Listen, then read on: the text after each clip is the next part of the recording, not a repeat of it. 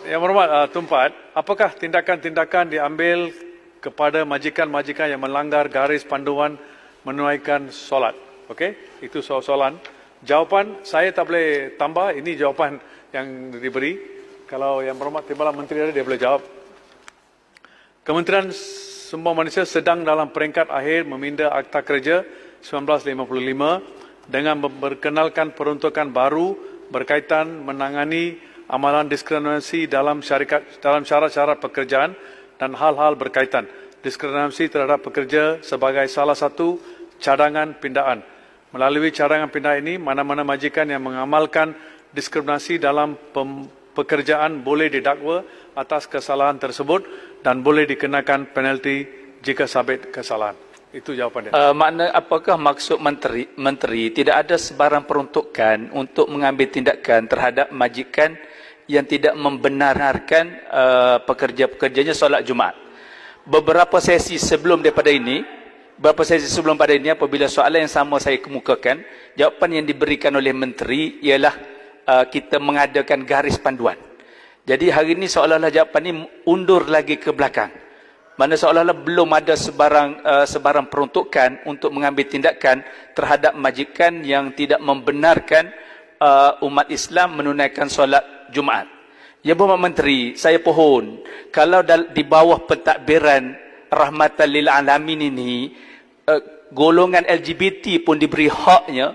Ini golongan umat Islam yang nak melaksanakan tanggungjawab kepada Allah SWT untuk tunaikan solat Jumaat. Takkanlah di bawah kerajaan Rahmatan lil Alamin ini tidak ada ruang yang diberikan kepada mereka ini untuk melaksanakan tuntutan agama mereka ini. Saya terikat dengan jawapan yang saya baca sebelum ini. Ya Berhormat Menteri, Menteri tidak terikat dengan nota yang dihantar oleh pegawai.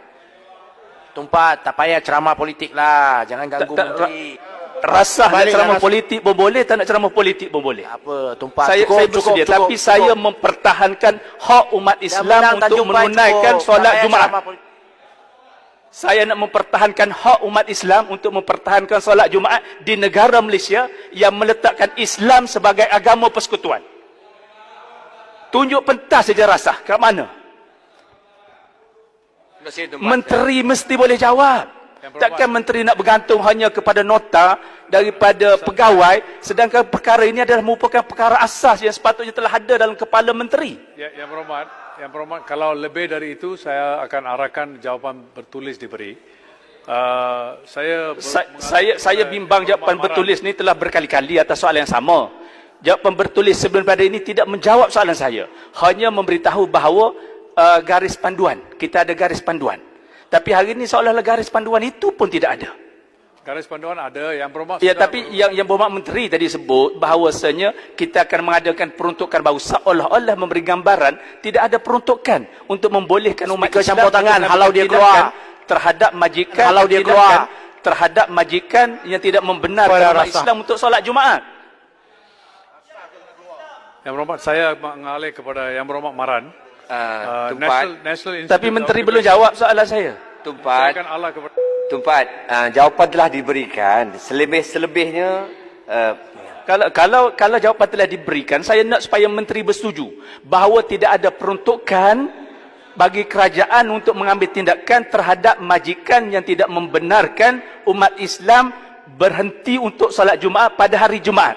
Kalau menteri kata ya, itu jawapan saya nak dengar. Baca dalam handset dah ada, baca dalam handset. Saya telah memberi jawapan.